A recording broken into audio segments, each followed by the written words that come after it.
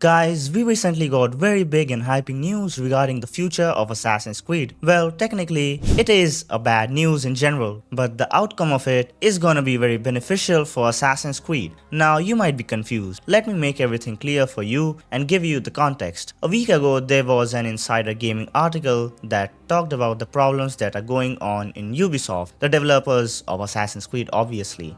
Now the problem is facing internal tensions in the company, and also there is general low morale of the employees in it. And I've actually already talked about these things previously on my YouTube channel that Ubisoft as a company has been chasing fantasies in the recent few years. The quality of their games has been going down in the last few years. Just check a Ubisoft game from a decade ago and compare it with any recent Ubisoft game. You can see massive differences. In this article, it's mentioned that there have been massive layoffs that have been going on in the gaming industry, and Ubisoft has also faced the same. 124 employees have been laid off already, and the employees think that there's gonna be more in the coming time. Further, they go on to talk about why is this happening. In recent years, Ubisoft's strategy has moved away from the innovation and creativity and led the company on a wild goose chase to produce what was popular at that time. From trying to produce the next colossal free-to-play battle royale to its desire for NFTs and Web3. The never-ending pursuit has left countless projects being canned, talent being wasted, and a massive amount of money being flushed down the toilet. At one point in late 2021 to early 2022, the company had around a dozen battle royale games in development. Sources said many of these projects ultimately failed to captivate players during playtesting and were subsequently cancelled. Now, these were not the only things. Battle royale games weren't Ubisoft's only trend-chasing impulse. In late 2021, the company announced Ubisoft Quartz, its attempt to take advantage of the then NFT boom. The announcement was publicly slammed, and internally, employees felt embarrassed to be even associated with a company that made such a prolific out-of-touch announcement. Now, they also talked about examples of the projects that have been failure, but Ubisoft still keeps doing that. Now, further they go on talking about also another thing, that is constant delays and management issues. For example, Skull and Bones, a game that was delayed insanely. It is finally coming on February 15th or something, if I correctly remember. There is another game called Beyond Good and Evil 2, which has been in development for more than 15 years. Yes, even more than GTA 6's development time. Now here is the most important thing, why it is good news for the future of Assassin's Creed. The article then talks about the numbers earned by the recent Ubisoft games. Prince of Persia: The Lost Crown has an estimated revenue of $15 million, despite it having 9.1 user score. Avatar: Frontiers of Pandora has an estimated revenue of $133 million,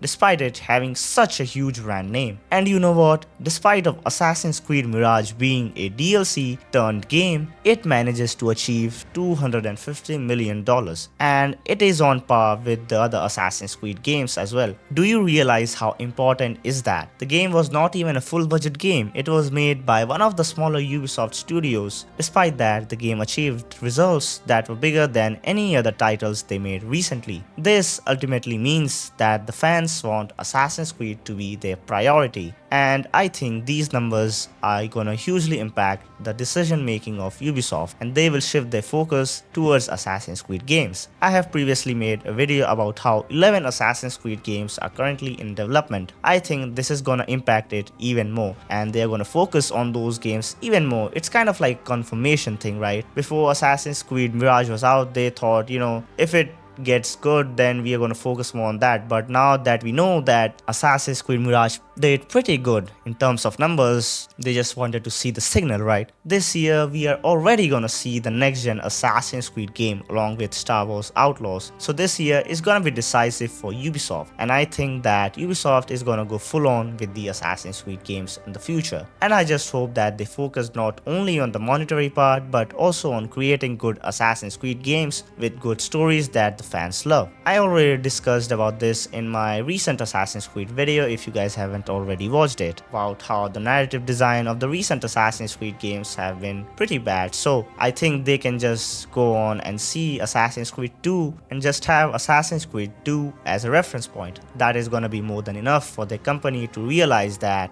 what makes a good Assassin's Creed game. Anyways guys, that's it for this video. Make sure to like this video and consider subscribing to this channel if you enjoyed this content. What are your personal thoughts on this topic, and what do you think is gonna change in the Assassin's Creed series in the coming few years? And I'll be making more content related to Assassin's Creed and any other game that excites me. Anyways, I'll see you guys in the next one.